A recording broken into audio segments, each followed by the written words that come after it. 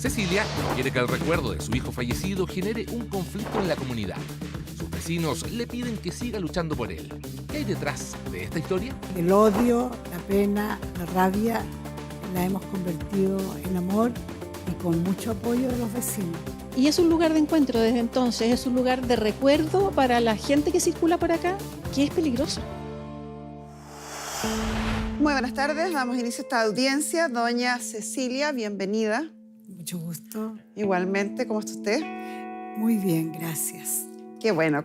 ¿Cuál es su caso? Mi caso es mi hijo Eduardo Matías Fraser Aguilar y es un memorial que está en el kilómetro 5 de Farellones y que la verdad no quiero que este punto sea materia de conflicto en los vecinos que habitan Farellones. Estamos hablando de un memorial. ¿Su hijo falleció? Sí, en el 4 de junio del 2012. Del 2012. Del 2012. Sí. ¿En ese lugar falleció, me imagino? En ese lugar. Sí. ¿Qué fue lo que pasó? Mi hijo vivía 2 kilómetros más arriba del lugar donde ocurrió el accidente, en el kilómetro 7. Él venía en su auto con su novia y siempre traía a alguien en el camino, recogía.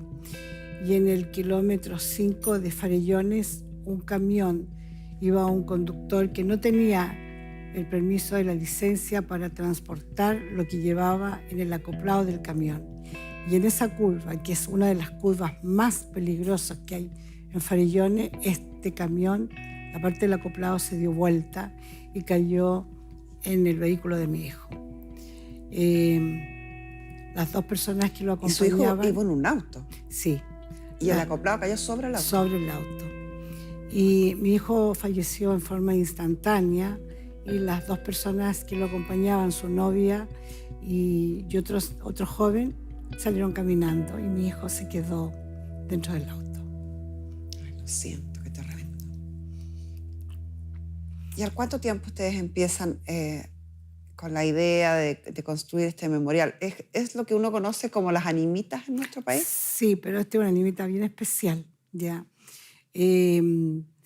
Nosotros, ese lugar es uno de los lugares más anchos de la vereda que tiene Farellones. ¿Ya? Y ahí había un basural donde había colchones, refrigerador, cocina y basura en general, ¿ya? Y la verdad que nosotros las primeras veces, yo iba todos los días a distintas horas y dejábamos una flor en recuerdo de mi hijo. Y en esa oportunidad el accidente de mi hijo salió bastante en los medios de prensa, escrita y en televisión. Y en la primera caminata que hicimos nosotros de protesta nos acompañó el que era ministro de la minería en esa época, que era el señor Lawrence Goldman. Y nos acompañó hasta allá, porque él también tiene un hermano que en Zapallar fue muerto por un conductor alcohólico. Y empatizó con lo que nosotros estábamos viviendo como familia. Y él me dijo, usted haga lo que quiera aquí. Si eso le ayuda en algo, haga lo que quiera. Y la verdad es que yo empecé con algo, primero plantamos árboles, porque mi hijo era muy afín a la parte ecológica, animales, árboles. Y esto fue creciendo, y es algo distinto. De hecho, el memorial de mi hijo está en Europa, fue televisado y se llevó a Europa es el único memorial que existe que sea de esa forma. Para hacernos una idea más clara del lugar del que usted nos está contando, la situación que está viviendo, nuestro periodista Leonardo Baeza la acompañó a usted. Sí, y tenemos efectivamente. imágenes de aquello, así que veamos la Sí. nota y después conversamos. Ok, gracias. Carmen Gloria, sabemos lo importante que es para ti y para la gente que nos ve en la casa poder conocer la situación de este memorial en terreno. Es por esto que nos vamos hasta Farellones con nuestro equipo y así entregarte las herramientas necesarias para la resolución de este caso. ¿Cómo no irá? Acompáñenos.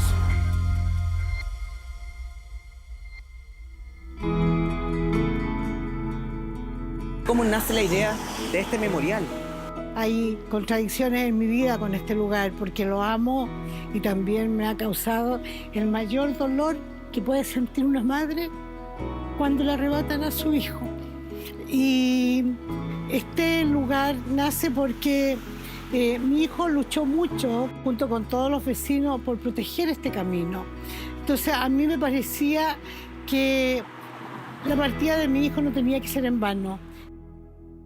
Cuando nosotros vinimos el primer día después del 4 de junio, venimos a dejar flores y nos encontramos con colchones, con refrigerador, con mesas, con sillas, con mucho basural. Y fue un tema que me impulsaron los mismos vecinos a ir haciendo más cosas. Este es un lugar donde pasan ciclistas, sobre todo, que se detienen aquí, descansan un rato, es un lugar de sombra, es un lugar que hay agua. Es un lugar bastante bonito está, porque esto era un peladero, tal como es todo el borde del camino. El 4 de junio, Carabineros nos viene a cuidar. Los de la minera paran el tráfico. Ese día no hay movilización de la minera. Los vecinos nos aplauden, han tomado fotos, hicieron un documental que vinieron de Francia. Tu vecina se queja y expresa de que acá, por ejemplo, se está utilizando luz y agua de manera ilegal. La luz me la colocaron legalmente y yo tengo el medidor y lo pago sagradamente todos los meses. ¿Y el tema del agua? El agua le pago a un vecino. Perfecto. Bueno, las imágenes, Cecilia, se pueden ver de que el memorial ya no hay tantas flores, ya no hay tantas imágenes. ¿Por qué tú decides sacar esto del memorial? Porque la señora nos dio horas para sacar todo esto, si no lo quemaba. La señora que tiene conflicto. La señora que está en conflicto. A nadie le molesta acá de los vecinos, excepto a una señora, ¿no? A una persona. Pero los demás estamos todos contentos con él. Cada vecino que baja acá me toca la bocina, se sonríe, pasan un rato estar acá con él, los ciclistas, todos están con él. De hecho, me llamó un señor, ya lamentando mucho lo ocurrido, que yo no lo conozco, ya, y me dice: Cecilia, Eduardo es nuestro, no lo saques, por favor. Este memorial no solamente marca una pauta para que haya normas en el camino para bajar con más cuidado ni nada, sino que nos vienen a mostrar un montón de otras cosas, porque la Animita representa un santuario, donde las personas vienen a reflexionar, vienen a estar aquí en su lugar, a pedir, a descansar. Tengo 12 libros de estos. En mis primeros años, esto para mí era el psiquiatra, porque yo venía a las 2, 3 de la mañana, a la hora que fuera, a la hora que mi corazón necesitaba estar cerca de mi hijo, yo venía. Y leía esto, y esta era mi terapia, porque aquí hay un Eduardo que yo no conocí mucho, ¿ya?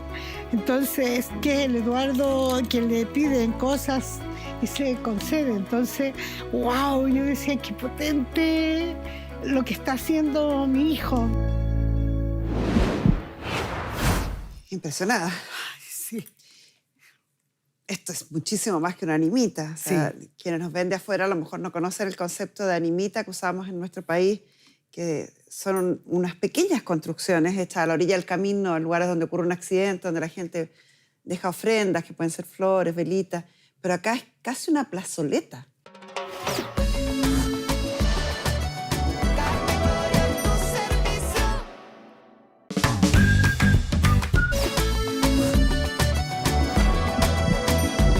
Quienes nos ven de afuera a lo mejor no conocen el concepto de animita que usamos en nuestro país, que son unas pequeñas construcciones hechas a la orilla del camino, en lugares donde ocurre un accidente, donde la gente deja ofrendas, que pueden ser flores, velitas, pero acá es casi una plazoleta.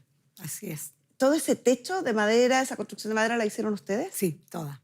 Los jardines, las Todo. piedras, la decoración que se Todo, ve, esa todo. cruz gigante. Todo, absolutamente todo, sí. Y está hecho por una empresa constructora. O sea, ahí hemos tenido... Es que ahí hay una inversión importante. Muchísimo, sí.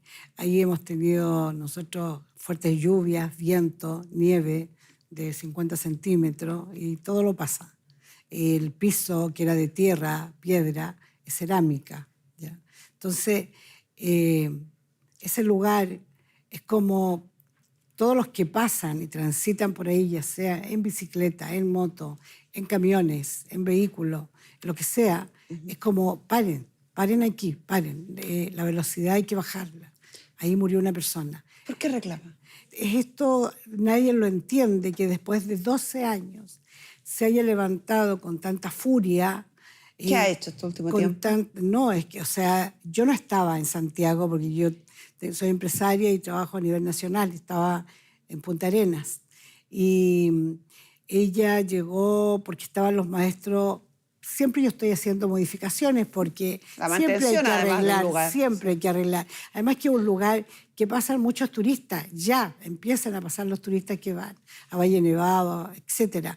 Entonces, muchos paran ahí, toman fotos y obviamente que yo quiero que mi hijo, si va a salir al mundo, que salga en un lugar digno, un lugar que se merece mi hijo. Y entonces estaban haciendo algunas reparaciones. Inmediatamente llamó a Carabineros, llamó a Paz Ciudadana y empezaron a llegar los vecinos porque pensaron que había ocurrido un accidente nuevamente. Y se dan cuenta que está esta señora, estaba pero descompuesta. La gente, los vecinos que la conocen a ella salió a caminar con nosotros en las primeras protestas, ¿ya? Ella con mi hijo tenía relación porque son vecinos, fueron vecinos. Y de hecho, cuando estábamos sacando las cosas... ¿Qué cosas sacaron? Todas las fotos, los budas... ¿Las tuvieron que sacar? No, sacamos... Están las puras murallas hoy día. Se sacó todo. Porque a mí me dio temor que quemara, como ella lo anunció, que lo iba a quemar. Si no lo sacábamos Eso es un en cierta delito, hora. si ella provoca un incendio ahí. Sí, entonces los vecinos empezaron a reclamar contra ella, a decirle que se calmara. Yo le voy a pedir a nuestra psicóloga Pamela Lagos que se suma a la conversación para que hablemos de lo que usted dice en la nota que conmueve y que hace tanto sentido, ¿no? Cuando uno vive un duelo, hay cosas en las que uno puede desahogar ese duelo. Y muchas de esas decisiones a veces nos reconstruyen. Sin duda es lo que pasó en el caso de doña Cecilia y este memorial que hace para el hijo. Además que desde nuestra humilde opinión, sin ser experta en el tema, uno mira esto y es un aporte a la comunidad. Aquí hay una plazoleta llena de verde, con una construcción muy bonita que respeta el medio ambiente. Uno diría, ¿por qué alguien no querría estar de acuerdo con esto? Totalmente. Acá hay una transformación del dolor. Absolutamente. El odio, la pena, la rabia, la hemos convertido en amor y con mucho apoyo de los vecinos. Porque cada vez que un vecino me veía las primeras veces a mí ahí, llegaban a consolarme, a conversar conmigo. Entonces, para mí, yo enterré ahí el dolor, enterré el odio, porque Lo transformó. odiaba a todo el mundo. Y obviamente que hoy día mi vida es amor, es paz, es transitar en este mundo que es tan lindo y que es tan fácil querer, amar, ser feliz. Y esa fue la razón por la que decidió sacar todo cuando esto pasó a ser un problema. Absolutamente, porque yo dije, si no quieren a mi hijo aquí, me voy. Yo no tengo problema en irme, si mi hijo lo tengo acá. Y él está aquí, al lado mío. Y está siempre conmigo. Y de hecho en mi dormitorio tengo su ceniza. Entonces yo lo que estoy hoy día, y que acepté venir al programa y que les doy las gracias a ustedes para que esto se visibilice y que esto no vuelva a ocurrir nunca más, ¿ya? En el fondo es por los vecinos, ¿ya? O sea, de verdad, yo he recibido más de 200 correos, más llamados, un montón. Hoy día todo el mundo, en este momento, los que están en Farellones están orando ya para que... O sea, los vecinos en la mayoría están de acuerdo con esto, respetan este monumental. Pero Pamela, a mí me gustaría retomar contigo la importancia que tiene esto de tomar el dolor y transformarlo en algo que aquí aporta a la comunidad en este caso. Sublimación se llama eso, y es una de los actos más grandes que puede tener un ser humano, que es tomar algo que a mí me duele, que a mí me afecta, y transformarlo en algo que aporta a los demás. Las emociones no se borran. Uno puede sacarlas como quiera y por sobre todo transformarlas, que es uno de los actos más grandes que puede hacer. En este proceso hay mucho más que un lugar. Para Cecilia y para los vecinos, esto se transforma en un lugar sanador, pero también en un lugar para el resto. Tenemos a nuestro periodista Nicolás Gutiérrez en el lugar, en el kilómetro 5 de Farellones, con algunos de los vecinos. Nico, ¿nos estás escuchando? Te escucho, Carmen Gloria. Exactamente, estamos en el lugar. Estamos en el kilómetro 5 del camino a Farellones, en la comuna de La Barnechea, y estamos precisamente en este lugar tan especial donde debo decirles que de verdad se siente algo especial. Es un lugar, es un memorial, pero es un lugar de recogimiento, un lugar de paz, de silencio, solo interrumpido con los autos que pasan cada cierto rato, los camiones, pero es un lugar, como ustedes pueden ver, un lugar techado, un lugar de descanso para los vecinos que vienen y se congregan acá, para los ciclistas que pasan. Hace poco rato, bueno, en la nota creo que apareció también, hay una cantidad de libros con miles y miles de mensajes de la gente común y corriente que viene, se detiene acá y deja un mensaje.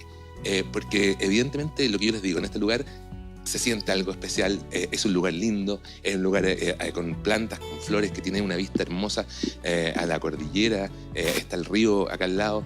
Entonces finalmente se cumple un poco todo lo que decía la señora Cecilia. Es un lugar especial, un lugar mágico y un lugar que los vecinos apoyan, un lugar que los vecinos disfrutan y por lo mismo no están de acuerdo con la posibilidad de sacarlo. Antes de conversar con los vecinos les quería mostrar, porque también la señora Cecilia decía, ya no hay imágenes.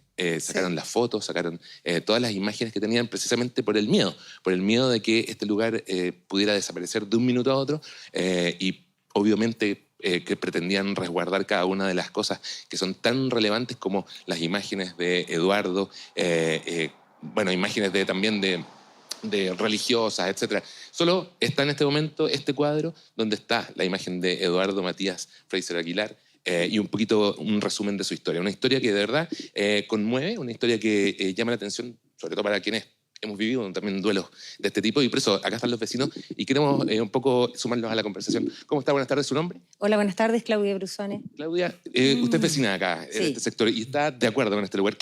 ¿Cuál es su sensación con lo que se está viviendo hoy día? Bueno, mira, yo encuentro que este lugar trae puros beneficios a la comunidad. Nosotros como vecinos es un lugar luminoso, antes era un basural. Bueno, aquí ocurrió un tremendo accidente muy triste. Así que nada, es una advertencia porque este camino es sumamente peligroso, entonces no lo tenemos que olvidar y este lugar es precioso. Nos gusta a todos los vecinos, es luminoso, tiene agua, tiene luz, es de la familia lo cuida, o sea, no es ni del camino, ni de los bronces, ni del MOB, ni de la municipalidad, es la familia de este chiquillo el que hace todo esto posible, entonces realmente nos gusta, nos beneficia y no entendemos cuál es el motivo por querer sacarlo. Claro, porque finalmente, señora, ¿su nombre? Ana María. Ana María, usted también vecina de acá, ¿cierto? Sí, claro. Finalmente es un memorial que lleva un tiempo, que como yo decía, paran aquí los ciclistas, vienen ustedes mismos los vecinos, es un lugar que a ustedes les acomoda y les gusta tenerlo acá. Un lugar de encuentro, claro. Bueno, justamente para mí es bien emblemático para todos nosotros en realidad, porque justamente hace 13 años estábamos organizándonos como vecinos, no existía en nuestra comunidad aquí arriba una junta de vecinos que se preocupara del tema, el tráfico de camiones a la mina y a los centros de esquí, digamos. Entonces, y era bien peligroso, siempre se estaban pasando, no había control de la velocidad, nada. Entonces, nos estábamos organizando con eso, hicimos incluso ¿cómo se llama? Lienzos que pusimos en los costados del camino. En la casa de Eduardo había uno, él puso uno de estos lienzos, y estábamos en esto cuando sucedió el accidente. 2 meses después del accidente formamos la corporación Salvemos Camino a Farellones, ¿ya? Para enfatizar eso. Y por eso hemos apoyado a Cecilia. Estábamos en el momento de accidente, vivimos todos relativamente cerca, entre comillas, porque... Y es un lugar de encuentro desde entonces, es un lugar de recuerdo para la gente que circula por acá, que es peligroso. Y además cumple con ese otro rol también, al tener iluminación, de alertar un poco de que la gente, los vehículos que pasan por acá, bajen un poco la velocidad. Es una curva peligrosa. De todas maneras, es una de las curvas más peligrosas. Y estoy segura que si no existiera esto, habrían ocurrido más accidentes de este tipo. Yo creo que el beneficio es que además está lleno de arbolitos. Toda la berma en Camino a Farellones está abandonado, no hay berma en realidad. Y aquí está esto, que es una placita, es un jardín, es un lugar agradable, no molesta a nadie, digamos.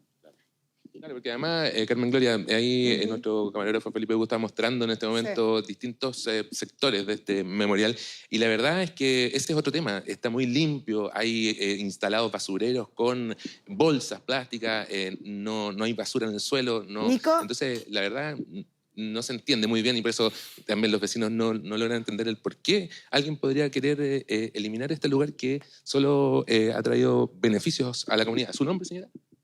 Hortensia Acevedo. Señora Hortensia, ¿cuál es su opinión con respecto a esto? Bueno, este es un lugar de reencuentro.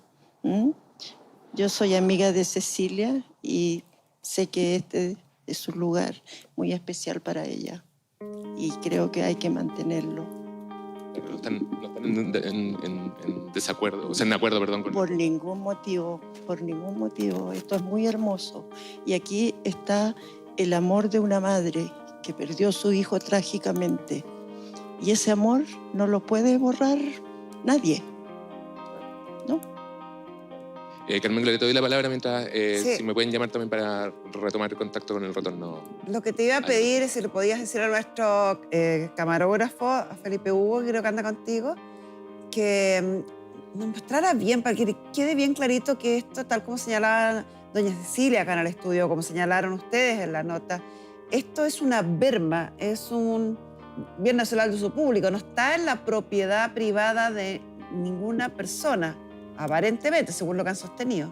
Entonces me gustaría que pudieran corroborar eso con imágenes, de que esto efectivamente se trata de una berma de uso público, que no es propiedad privada de nadie, y que no está... ¿Y dónde empieza el límite, por ejemplo, de la propiedad de doña Isabel, que es la vecina que está en oposición de esto, que dice doña Cecilia que ese límite está bien marcado? Sí, sí, lo podemos ver de alguna manera. Decir, desde aquí parte la propiedad de doña Isabel y hasta acá es una berma. Bueno, abajo está el río. Abajo está el río. Hay una quebrada. Y yo también hice jardín en esa quebrada para que los vecinos del cerro, cuando quisieran mirar para este lado, vieran algo de color, plantas, árboles. Esos cerritos me refería yo. Eso es, ahí abajo inmediatamente cae el cerro. Es la quebrada.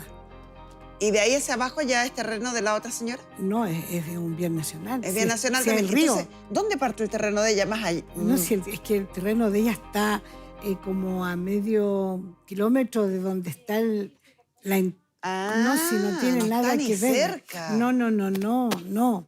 Nosotros miramos desde arriba su casa que está ahí abajo. No, si no está Menos entendible se hace entonces ahí la está, oposición. ese es el cierre donde yo tengo árboles ahí, ya, y para abajo está la quebrada, y ese es un bien nacional.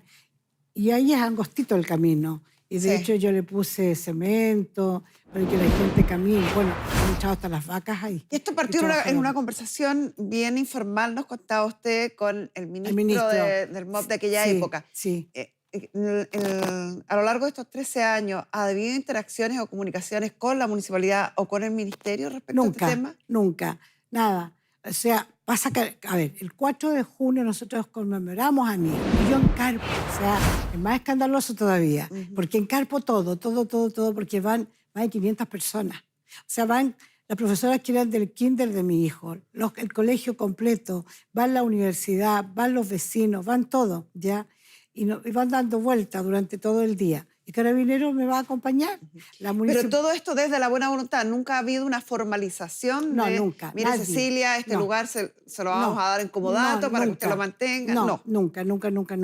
Ya. Nadie, o sea, la minera, ya, que al principio lo odié, ya hoy día tenemos una muy buena relación. O sea, la minera me coloca camionetas de la minera para resguardar ese día. Pero seguimos hablando desde la buena voluntad, ¿cierto? Desde la buena voluntad. Tenemos a Nicolás Gutiérrez, que está ahí en el lugar, en situ. Nico, ¿tú estás con las personas de la municipalidad ahí?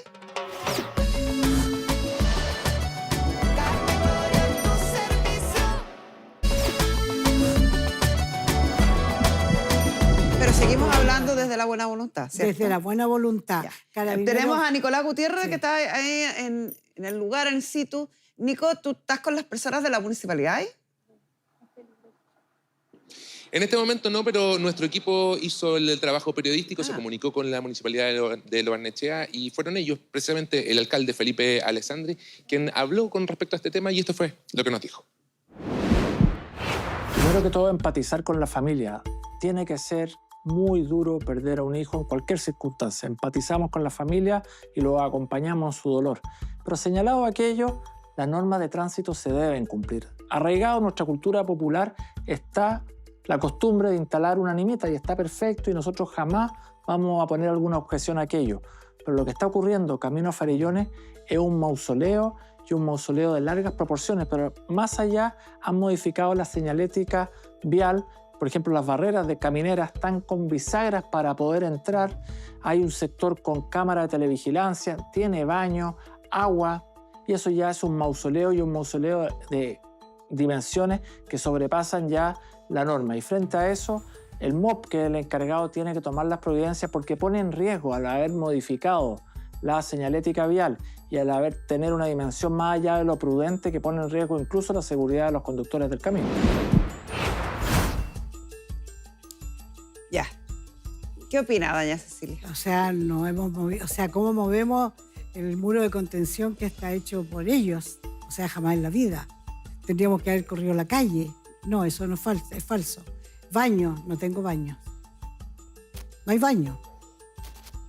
Hay información errónea. Sí, totalmente. Él señaló incluso que habían unas bisagras en las barreras de contención, Sí, que son las que estamos viendo ahí.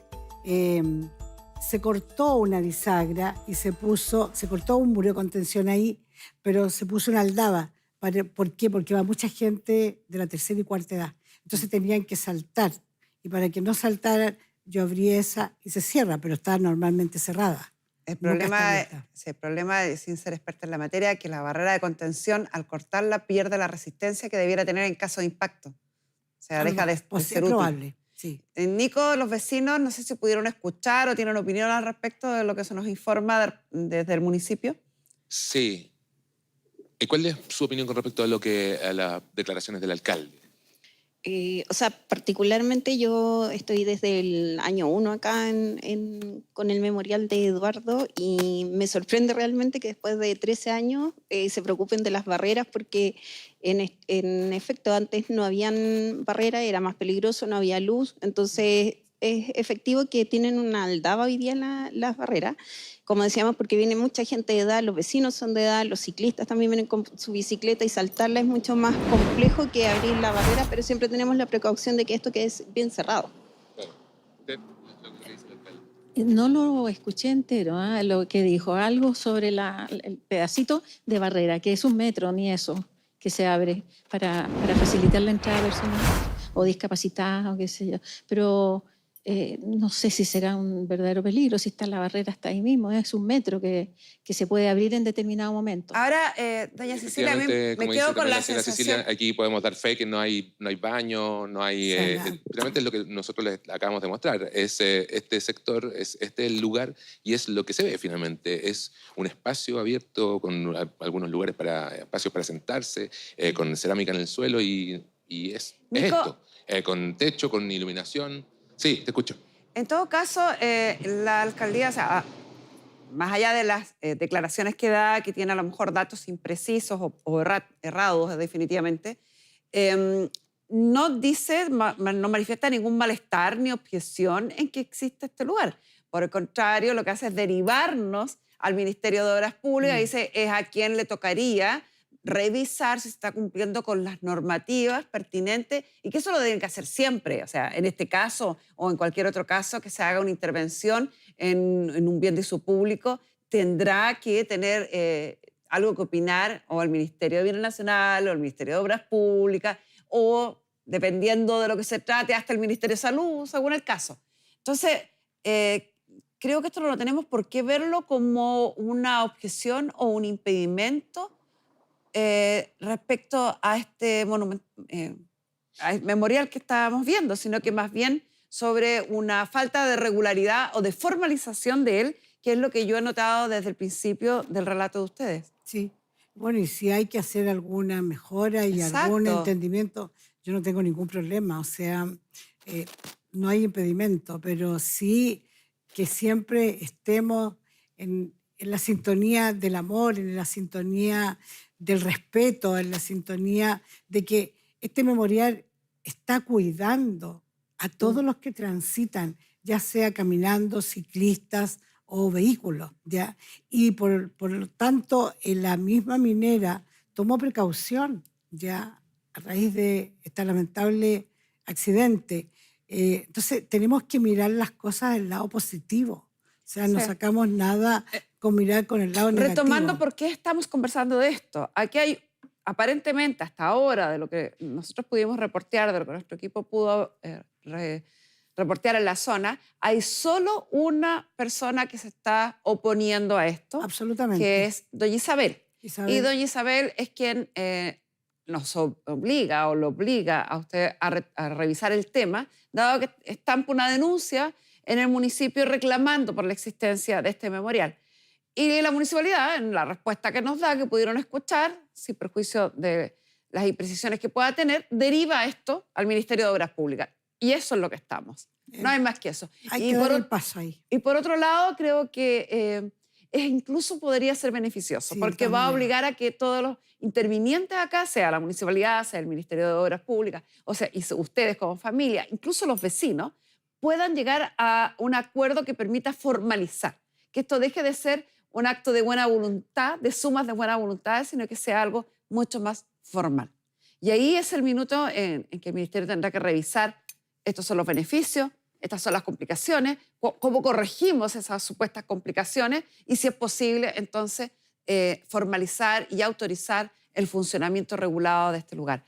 Y volviendo a ti, Pamela, que ojalá en ese análisis, ¿cierto?, tal como estaba pidiendo doña Cecilia, se tome en consideración lo que esto significa no solo para la familia directa, que lo reconoce desde el alcalde en La Cuña, sino que también para todos los vecinos del sector. Eso es lo potente de esto, cuando hay, y perdón que hable de una manera tan técnica de lo que pasó con su hijo, Cecilia, con todo permiso, cuando hay un fallecimiento así de fuerte, así de intenso, de alguien joven, la persona que fallece se internaliza no solamente en la familia, por supuesto, son los principales afectados, pero se genera lo que se llama la internalización posterior del fallecido.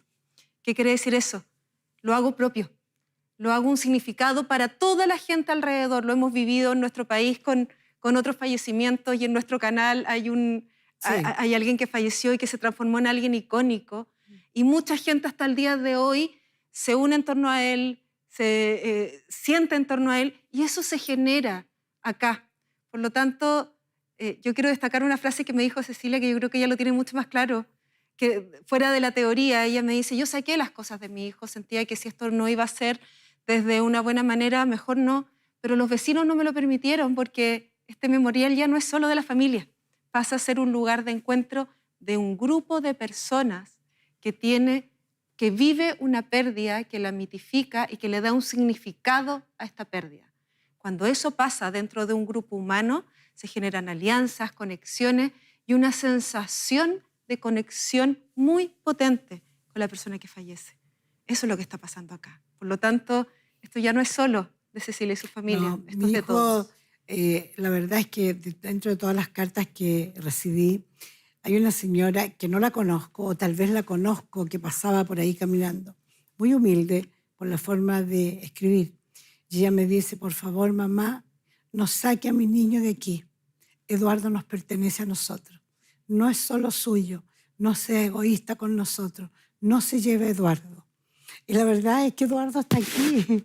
¿Ya? Entonces, a mí, todo esto, de verdad yo digo, Eduardo, ¿qué estás haciendo? Estás moviendo todo, ¿ya? De verdad ha revolucionado muchísimo, ¿ya? Y para mí me satisface muchísimo porque mi hijo era una persona distinta. Mi hijo era un niño que siempre andaba buscando la conciliación. Él nunca se quiso tomar nada. Cuando se empezaron a hacer las marchas por Salvemos el Camino Farillones, siempre trató de buscar, de conciliar, de conversar, de verlo.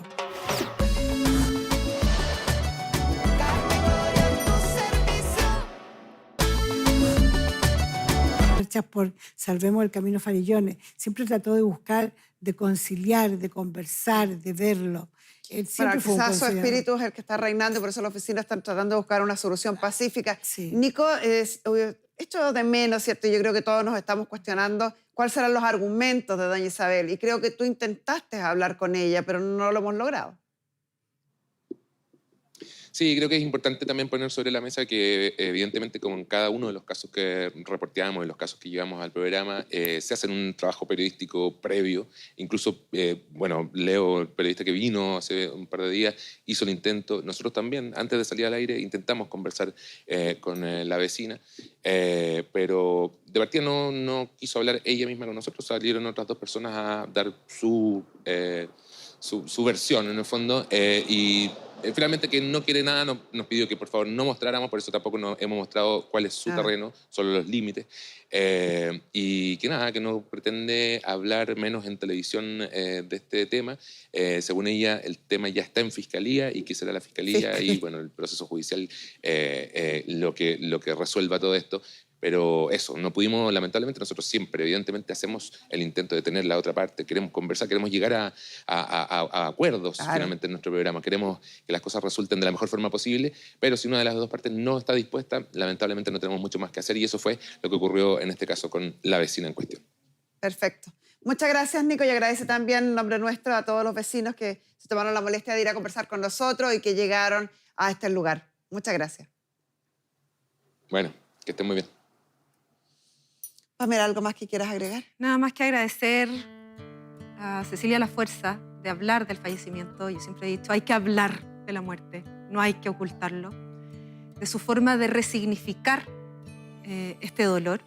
Y creo que es un muy buen ejemplo grande, chico, para las familias o para alguien que lo esté viviendo de manera personal ahora, darle un significado al dolor y de alguna manera transformar eso en lo que sea para ayudar al resto es una de las maneras más fáciles, más bonitas de mejorar, de sanar y de vivir un duelo.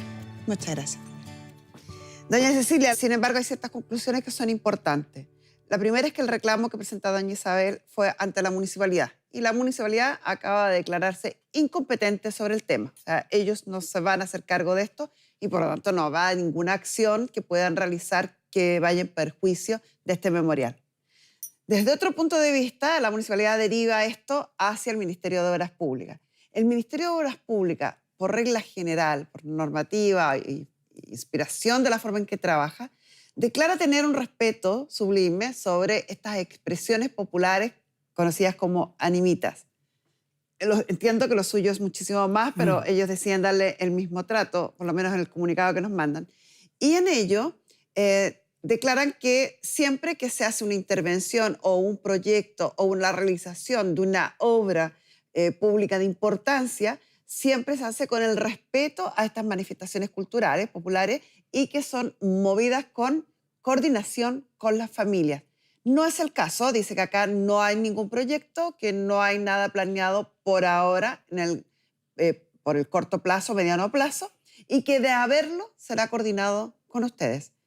Yo le aconsejaría que igual se pusieran en contacto con ellos y vieran de qué forma, a lo mejor un comodato, y hacemos un llamado si el ministerio se quiere conectar con nosotros o la municipalidad se quiere conectar con nosotros y responder los miles de intentos que tuvimos para hablar con ellos a través del programa. Nosotros felices de poder sentarnos a conversar y a lo mejor lograr una solución que deje contento a los vecinos, a doña Isabel y principalmente a la familia de Eduardo, su hijo, y por tanto a usted, la madre, doña Cecilia.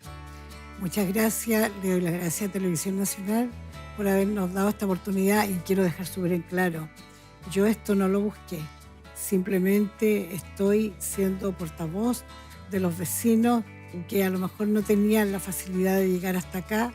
Yo, como le digo, estaba en Punta Arenas, me comuniqué con él, le dije, yo llegando, nos comunicamos, pero siempre yo no tengo problema en quedarnos ahí, que regularicemos lo que haya que hacer, pero a través del amor, no de conflictos, porque mi hijo no se lo merece. Sí, las cosas que mueve el amor casi siempre terminan bien. Sí, de todas maneras. Así que esperemos la respuesta, a lo mejor del Ministerio de Obras Públicas o de la Municipalidad de Lo Barnechea, y a lo mejor terminamos esto con un final feliz. Sí. Y yo con esto cierro la audiencia. Muy amable, Gracias. gracias.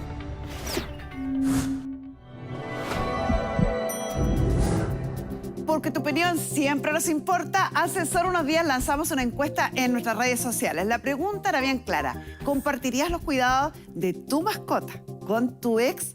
Revisemos las respuestas. Un 77% sí tendría una tuición compartida con su expareja, pero un 23% dijo que no compartiría con su expareja. A veces esto depende de la relación que hayan tenido. Si tenían una buena relación, al igual que cuando se separan y hay hijos en común, los acuerdos son mucho más posibles. Pero cuando la causa de término o la relación era muy mala, difícilmente vamos a lograr un acuerdo amistoso para compartir una mascota. Hubo, por tanto, una segunda pregunta. ¿Buscarías acciones legales para que tu expareja te permita ver a tu mascota? Revisemos la respuesta. Estas fueron sus respuestas. Un 92% iniciaría acciones legales y un 8%, bien poquito, dijo que no.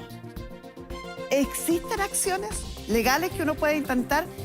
¿Qué se puede hacer? Abordaremos este y otros temas con nuestros expertos, pero antes veamos la nota que preparó nuestro querido Gustavo Luis sobre una pareja que actualmente tiene tuición compartida de su mascota. Tienen juguetes, cama propia, ropa, médicos especializados. Algunos van al colegio y hasta incluso celebran cumpleaños. Para muchos ya no son simplemente mascotas, sino también hijos con 4 patas. Y es que son cada vez más las parejas en nuestro país que deciden formar una familia en torno a una mascota. Pero ¿qué pasa cuando el amor entre los humanos se termina y llega la separación? Es ahí donde nace la gran pregunta: ¿con quién se queda el perro?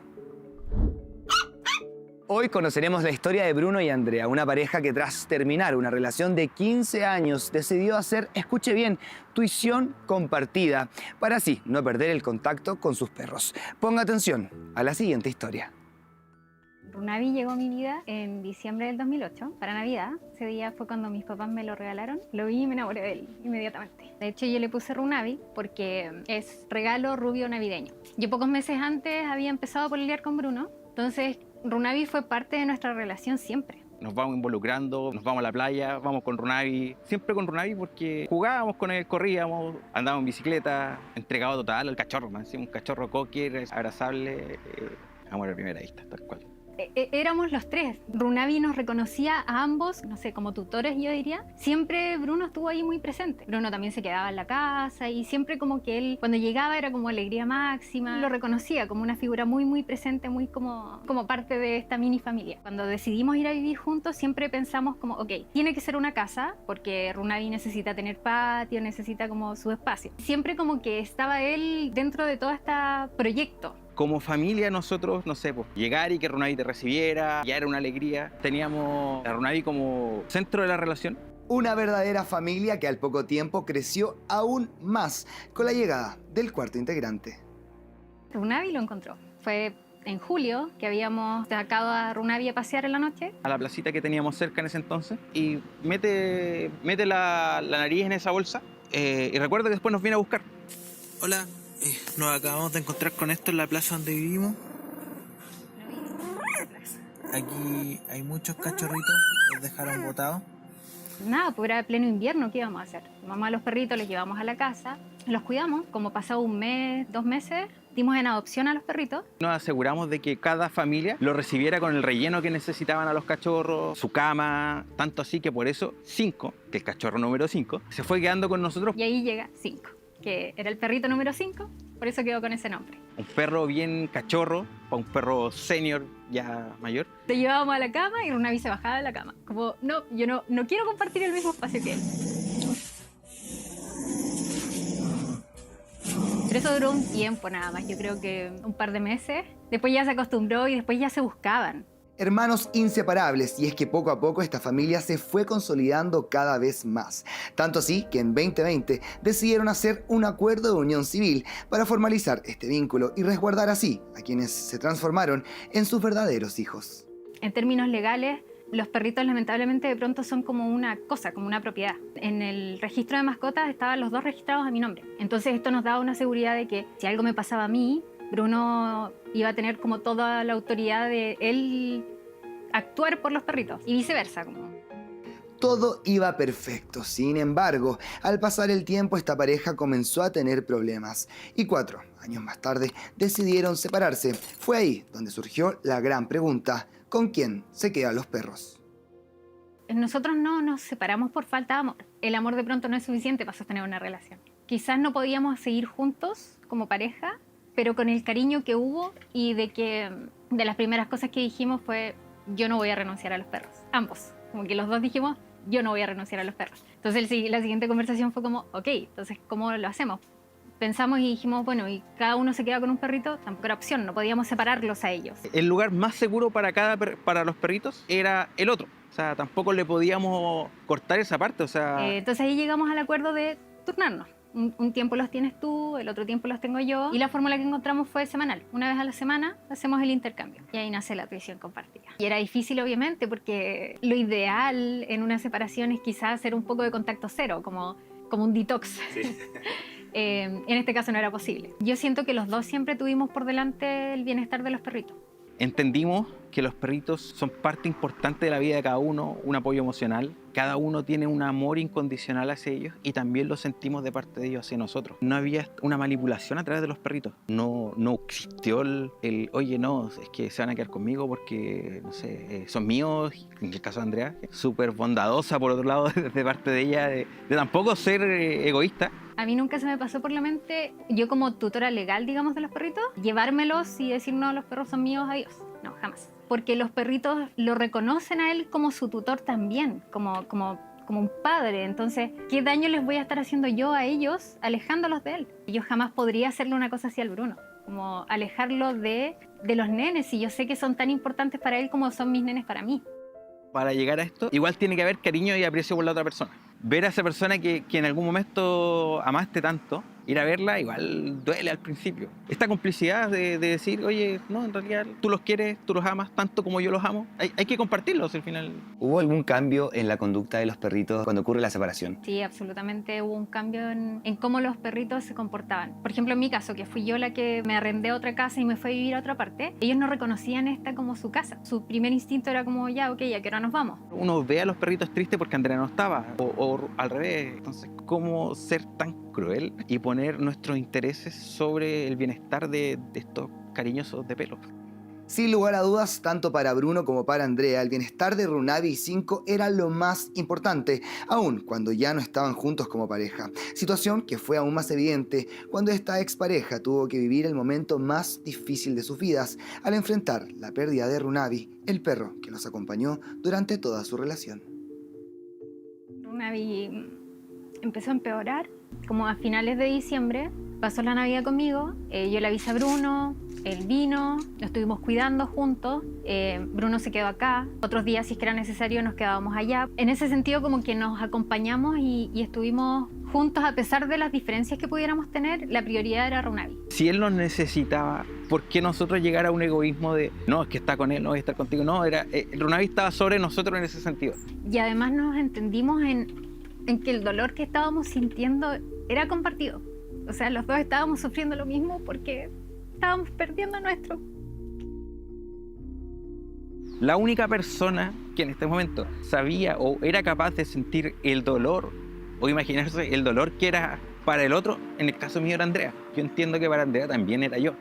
Y yo le dije: pucha, ¿y podríamos como plantar una flor o algo bonito que nos recuerde que él está ahí? Así que así lo hicimos. Como seres también pertenecimos a la tierra y en el caso mío yo puedo tenerlo en mi patio. Nosotros seguimos teniendo la tuición compartida por 5 y seguimos la misma modalidad. Con el tiempo nosotros fuimos acordando ciertas cosas como más establecidas. Ahora el cambio lo hacemos, por ejemplo, los días domingos, establecimos un rango horario. A quien le corresponde la semana es quien va a buscar el perrito. Yo creo que la clave para mantener la tuición compartida es la comunicación y el entendimiento. Personas a mí en el momento más álgido de nuestra separación me dijeron como: oye, de pronto debieras como renunciar a los perritos y tú alejarte, y para mí eso es un no rotundo. Absolutamente no. Se pueden separar las cosas, se puede separar la emoción de pareja, el duelo de pareja, a el amor de esta criatura de amor incondicional que es, en este caso, 5. Si alguien quisiera estar conmigo, me refiero como tener una pareja nueva, esta persona va a tener que entender que vengo con el ex, lamentablemente. Una vez a la semana viene el ex, o yo voy a la casa del ex a buscar a la criatura, y si esa persona no es capaz de aceptar eso, lamentablemente no podríamos estar juntos. No es transable. Esa pareja de partida tiene que entender eso. O sea, si no entiende que lo importante que es para mí el amor incondicional de 5, si no lo entiende, para mí es como ahí no es. Más allá de los sentimientos que yo puedo tener, dejar el yo de lado, dejar ese ego de lado, el orgullo de lado, por el bienestar de un tercero, no es fácil, pero es importante hacerlo. Anteponer la necesidad de ese ser que uno ama tanto antes que la propia, pero entiendo que es súper difícil. Sin lugar a dudas, esta historia es realmente un ejemplo de inspiración sobre paternidad y maternidad perruna. Pero ¿qué pasa cuando las cosas se complican y uno de los dos tutores decide cortar la relación de raíz, impidiendo que su expareja pueda ver a estas mascotas? Se puede tomar acciones legales, sobre todo por los años que pasaron, los cuidados que tuvieron y los gastos, pero además, ¿qué pasa con la estabilidad de estos perros? ¿Cómo les afecta esta situación? Bueno, de todo eso y más hablamos ahora en nuestro estudio. Y ya estamos acá en el estudio para aprender más sobre este tema. Estamos con Esteban Scheffer, bienvenido, juez árbitro, Valentina Schnitzer, nuestra veterinaria, y Pamela Lagos, nuestra psicóloga. Bienvenidos todos. Muchas gracias. Tremendamente importante este tema y muy actual. Además, hace años atrás ni siquiera se hablaba de esta posibilidad. Y Esteban, ¿existe realmente la posibilidad de llegar a formalizar un cuidado compartido de nuestras mascotas? A ver, efectivamente los tribunales en Chile están destinados a resolver cualquier conflicto de relevancia jurídica. Y hoy día nuestros animales efectivamente están protegidos y amparados por ley respecto a la ley de tenencia responsable de animales, y también el Código Civil también hace referencia a los animales, por ende ellos son animales que están protegidos por el derecho. Sí, la discusión ha sido, y la modificación que se quiere es que sean sujetos y no objetos, ¿cierto? Que efectivamente. Es lo que falta, pero hoy día sí podemos llegar a un acuerdo con nuestra expareja y establecer esta tuición compartida. Hoy día, efectivamente, respecto a los animales, se puede y se ha llegado incluso en tribunales a discutir este tema, y efectivamente han sido los tribunales que han decidido, a través de una sentencia definitiva, otorgar un cuidado personal compartido entre dos personas que eran los copropietarios de este perrito o animalito, que efectivamente fue una sentencia dictada en el año 2022 en otros tribunales civiles de Santiago. O sea, no solamente puedo acordar tener el cuidado personal compartido, sino que además puedo solicitarle al tribunal que establezca una tuición compartida, en este caso. Efectivamente, porque cuando hay un conflicto de relevancia jurídica entre ambas personas y no se colocan de acuerdo en cómo va a ser ese cuidado compartido, es el tribunal llamado por ley a resolver este conflicto. ¿Cómo iniciamos ese proceso para quienes nos están viendo y estén en esta situación? Efectivamente, hoy día los tribunales civiles son los tribunales adecuados por la competencia común que tienen para solicitar el cese del término del uso gratuito de este bien mueble. Desgraciadamente, hoy día tenemos temas que son palabras de contexto, que son de 1850, que efectivamente los animales, desgraciadamente, hoy día todavía se consideran bienes muebles. Pero como es un bien mueble, hay copropietarios, y los copropietarios pueden, si no están de acuerdo, que un tribunal defina cómo va a ser la copropiedad de este animal. Necesito un abogado, entonces. Así es. Para llegar a presentación de una demanda. Así es. Y que el tribunal, conociendo los antecedentes, determine si da o no origen a este cuidado compartido. Ahora, sí, y efectivamente es muy importante porque los tribunales están llamados a resolver estos conflictos. Y efectivamente, el año 2022 se puso este tema en debate en un tribunal. Un tribunal no se declaró incompetente porque sabía que efectivamente había que regularse estos temas. Como las personas no estaban de acuerdo, efectivamente, mediante una sentencia, se reguló un cuidado personal compartido respecto a un animal, y esa sentencia reconoce a los animales como seres sintientes y efectivamente hace un símil de una relación directa regular de un padre con un hijo, como podría ser respecto de un animal con un ser humano. Ya, parte legal entonces. Sí se puede acordar, usted puede pedirle a un tribunal que lo autorice, o lo puede demandar en un tribunal de la República para tener esta tuición compartida de su mascota. Así es. Se puede. Pasamos a la parte del bienestar de nuestros animalitos. ¿Es bueno que se cambien de casa, que no se cambien de casa? ¿Es bueno esta tuición compartida? Sí, mira, todo depende. Cualquier cambio en el entorno de un animal puede suponer un estrés, ¿ya? Por eso siempre tenemos que ir viendo cómo los animales se van adaptando a ciertas situaciones. Por ejemplo, si yo quiero tener una tuición compartida, se lo paso a mi ex y cada vez que vuelven tienen, por ejemplo, problemas conductuales o empiezan a orinar en lugares donde no deben o están un poquito más agresivos, por ejemplo, ahí yo empiezo a notar que mi animal sí está estresado cuando se va de mi casa. Entonces siempre tiene que ser muy de a poco y siempre cuidando el bienestar de ellos. Porque lo que yo ahora pensaba es que uno a los niños les puede explicar. A los animales no, ellos no van a entender. De repente de un día para otro se va a ir una persona y van a quedar como, ¿qué está pasando? Porque ahora me quedo más tiempo solo. Claro. Veo a mi mamá humana diferente, que lo está pasando mal, y todo eso sí afecta en la mascota. Así que hay que hacerlo con harto cuidado. Oye, Valentina, a propósito de eso, hicimos una encuesta donde preguntamos si creen que las mascotas sufren o no con esta situación. Y un 96% dijo que sí, que sufren. Sí. Y un 4%, o sea, muy poquitos consideraron que no sufren nada. O sea, yo creo que sí. A ver, el sufrimiento igual es un poquito subjetivo. No podemos decir si está sufriendo o no. Pero evidentemente hay un cambio en el entorno y sí puede y dejar sufrir. de ver al otro dueño, porque en el caso de la nota que nos mostraba Gustavo, ellos eran tremendamente empáticos y entendían que ambos jugaban un rol importante con sus mascotas. Y eso en la realidad es así, la mascota puede querer a ambos intensamente y hay uno de ellos que deja de ver. Totalmente. Y esos momentos son en que empiezan las inseguridades en los animales, pero si voy de a poquito y ellos después ven a su papá y se van la semana con él y lo pasan súper bien y encuentran esta dinámica buena, pueden ir adaptándose y ser perritos súper felices. Entonces, por eso hay que ir viéndolo de a poco. Perfecto. Sí. Pamela, otra pregunta que hicimos a quienes contestaron nuestras redes sociales es si creían que esta situación con las mascotas a veces podía ser usado como un elemento de manipulación. O sea, te dejo ver a la mascota, te presto mi mascota siempre y cuando tú hagas esto o no. 74%, fíjate, respondió que sí. Que puede ser usado como una manipulación. Y solo un 26% respondió que no. Lamentablemente, sí. Pero va a depender mucho de con quién estoy. Veíamos en la nota esta pareja que es la situación ideal. Yo decía, oye, ojalá los papás con hijos que se separan también funcionaran igual y lograran ese nivel de relación y ese nivel de comunicación. Pero hay que entender que muchas veces cuando las personas se separan no están en buenos términos. Y eso puede generar este tira y afloja con la mascota. Y hay que entender ahí que el vínculo del humano, así como también probablemente de la mascota, es muy potente con su mascota porque tiene que ver con alguien que yo cuido, que yo protejo y con quien genero lazos. Y por eso que es tan importante que este proceso sea desde lo que decían ellos, desde el cuidado no solo de que mi ex puedo estar muy enojada, pero en algún momento lo quise, puedo estar muy enojada, pero en algún momento creí que era la mejor persona del mundo, y por sobre todo de que la mascota también genera lazos de vuelta.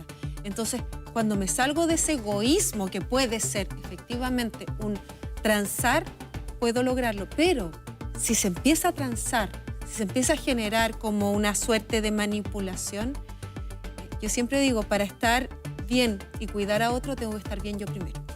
Y eso es fundamental. Y ya nos explicó Esteban que esto se puede discutir y resolver en un tribunal, por lo tanto, no sea víctima de esa extorsión. Resuélvalo en el tribunal si es que está en esa situación. Muchísimas gracias a ustedes tres, Esteban, Valentina y Pamela, por venir a contar, a comentar algo que para nosotros como familia es tan importante y por supuesto que si para usted, a su familia le importa, si en mi familia importa, tiene que estar en nuestro programa a tu servicio. Muchas gracias a los tres. Gracias.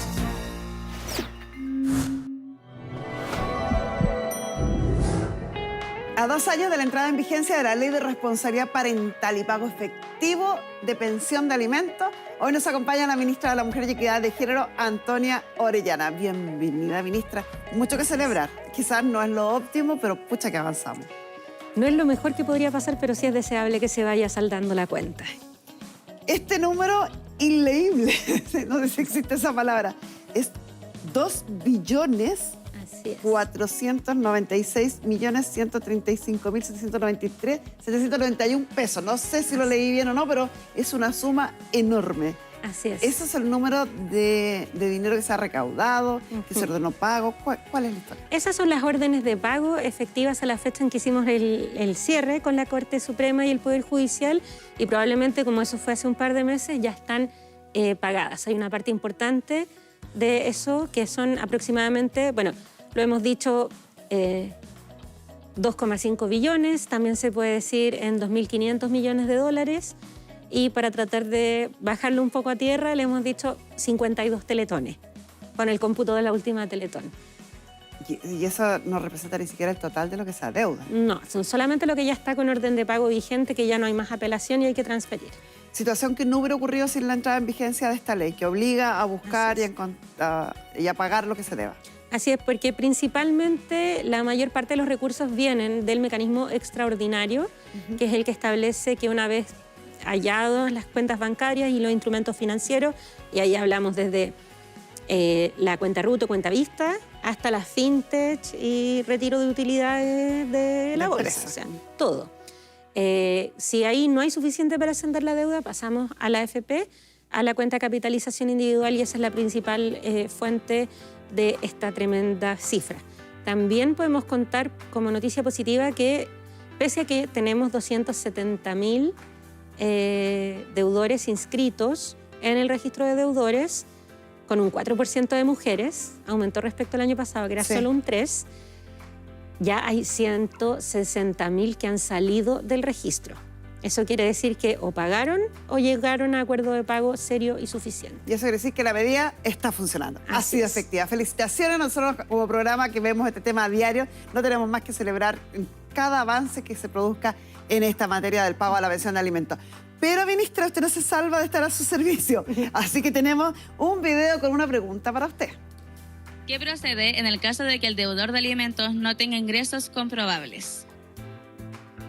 Ahí está. Ahí está. Bueno, en primer lugar, activar el proceso, tal como lo decimos, porque puede que no tenga ingresos comprobables porque no tenga un empleador formal, pero lo que nos ha permitido detectar el análisis de las cuentas bancarias es que a veces hay personas que no tienen un empleador formal, pero sí tienen ingresos, y esos ingresos se van a la cuenta RUT, a cuentas vistas o a la cuenta bancaria. Así que en alguna parte va a aparecer cuando se el tribunal registra, porque Chile es un país altamente bancarizado. Así que primero activar el proceso. Si no tiene ingresos comprobables y los tuvo, de todas formas va a tener fondos en la cuenta de capitalización individual. Así que hay que activar el proceso. Demande, formalice los alimentos y la búsqueda, después hoy hay herramientas para realizarla en todos los instrumentos financieros. Y por último, si de verdad nunca trabajó formal, entonces no tiene ni siquiera cotizaciones, de todas formas hemos integrado el registro de deudores en el registro social de hogares. Entonces, inscribiendo al deudor mediante la solicitud al tribunal en el registro de deudores, después cuando el Estado deba asignar un beneficio, como por ejemplo la beca BAES, más conocida como la tarjeta Junaev, al ver a esa familia va a saber que en esa familia hay un niño o niña que no está recibiendo lo que necesita y por lo tanto va a cambiar su cálculo. Y además no va a poder cobrar beneficios que le corresponderán a los niños porque va a figurar como deudor. Así que hay herramientas, consulta. Tenemos un audio con otra pregunta. Hola Carmen Gloria, el papá de mi hijo me debe más de 5 millones de pesos y ahora supe que está vendiendo su auto para comprarse uno nuevo. ¿Podrían retener el dinero cuando lo venda o tengo que hacer algún trámite? Gracias. Debiendo 5 millones de pesos, uno debería suponer que está en el Registro Nacional de Deudores. Así es, si no lo tiene en el registro de deudores, solicite de inmediato el ingreso al registro de deudores, porque una de las disposiciones es que las personas que están en el registro de deudores, y por eso tenemos conectadas ya miles de notarías, no pueden inscribir la venta de bienes como por ejemplo vehículos motorizados, a menos que demuestren en el contrato de compra-venta que el pago se realiza a la cuenta del niño o niña. Perfecto. Por eso es que es tan importante formalizar estos acuerdos de pensión de alimentos. Los acuerdos de palabra no se pueden exigir ante el tribunal. No se puede. Otra pregunta. Le vamos a sacar el jugo, ministra. Tenemos el siguiente video con otra consulta. Hola Carmen Gloria, buenas tardes. Tengo una pregunta para ti. Muchas mamás llegan junto a sus hijos a mi consulta y una de las cosas que me preguntan tiene que ver con por cuánto tiempo tienen que esperar antes de iniciar trámites cuando el papá de los niños no cumple con sus responsabilidades y obligaciones y no paga la pensión. Por favor, gracias. Yo creo que la diferenciaría en dos instancias. Uno, ¿cuánto tiempo debe esperar para demandar? ¿O cuánto tiempo debe esperar una vez que está demandado y el caballero no paga? Así es. En primer lugar, es importante haber demandado. Muy importante. Y para eso no hay que esperar la deuda, sino que hay que solicitar la mediación y, frustrada la mediación, iniciar la demanda. Ojalá llegue a acuerdo, pero... Claro, incluso yo agregaría, cuando esté en buena, formalice todo. Formalice porque en mala es más difícil. Así es. En segundo lugar, para activar el mecanismo de la ley de pago efectivo, es decir, lo de las cuentas bancarias y de la AFP, solo es necesario un mes de deuda. Para el registro de deudores son 3 continuas o 5 discontinuas. Perfecto. Y algo que quería agregar, porque suele ser una pregunta asociada a eso también, ¿cuándo se mantiene la posibilidad de ocupar estas herramientas? Mientras se mantenga la obligación de pago, es decir, mientras el tribunal no haya dicho que cesó la obligación de pago. Eso depende, por supuesto, de cada familia y la situación de cada quien, pero mientras esté vigente la obligación de pago, se pueden activar los procesos. Muchísimas gracias, ministro, por venir a conversar estos valiosos temas para nuestro público, para nosotros también que nos dedicamos a esto. Buenas noticias, es un placer compartirlas. Muchas gracias. Nosotros seguimos acá a tu servicio.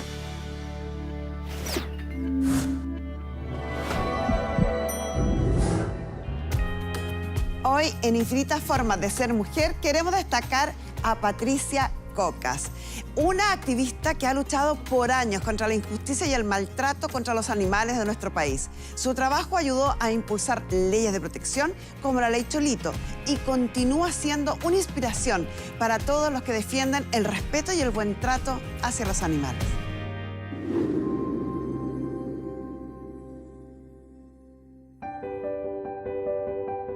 Mi nombre es Patricia Cocas, soy fundadora de ProAnimal Chile e impulsora y creadora de las leyes de protección animal que existen en nuestro país. Tengo más de 20 años trabajando, en realidad toda una vida, por erradicar el maltrato animal, no solo aquí en Chile, en nuestras fronteras, sino que también fuera de ellas. Mi pasión es cambiar el mundo, aunque más que una pasión lo siento como una obligación moral. Quiero que, de una vez por todas en Chile, se implementen las leyes de protección animal que hemos logrado. Yo crecí en un Chile donde los animales no le importaban a nadie. Y en ese Chile, mi papá era una persona totalmente adelantada a su tiempo. Desde pequeñita rescatamos perros, gatos, pajaritos, ratones, e incluso una vez le quitó un caballo a una persona que lo maltrataba y lo llevó a nuestra casa. Eso marcó mi vida para siempre. Sin embargo, me di cuenta que podía rescatar animales toda la vida y la situación iba a cambiar. Esto había que cambiarlo desde arriba, generando leyes, políticas públicas. Y para eso había que instalar el tema en los medios de comunicación, en la opinión pública, porque esto no era tema para nadie. Y así fue como yo puse a disposición mis estudios, mi carrera, administración pública, las ciencias políticas, a esta causa.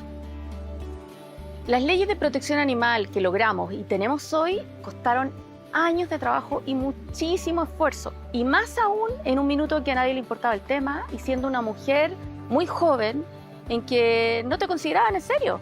Esa era la realidad porque era un mundo de hombres.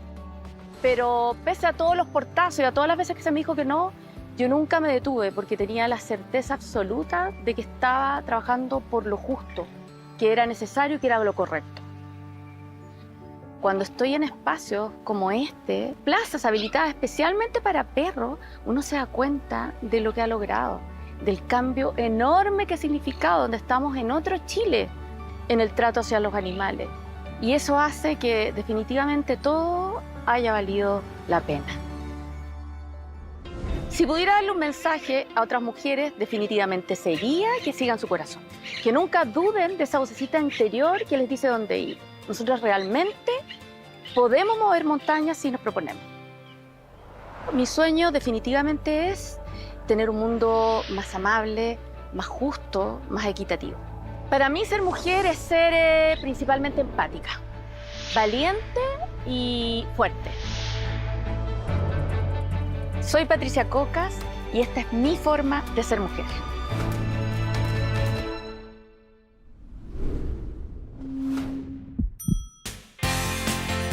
¿Quién terminó la relación? Yo, porque él era infiel. No es excusa para el descontrol, de hecho. ¿Qué me importa a mí? ¿Por qué terminó esta relación? Por los maltratos que él me hacía, la infidelidad que él me hizo. Hubo momentos buenos y momentos malos. Con la poca edad que tengo que enfrentarme yo a muchas cosas. Que ha ayudado a más de 120 personas en forma altruista. Muchas gracias por lo que hace. Muchas gracias. Porque mi hijo era una persona distinta. Mira lo que llegaste, tía. Patricia. A esto. Patricia. A esto llegaste. Patricia, por favor.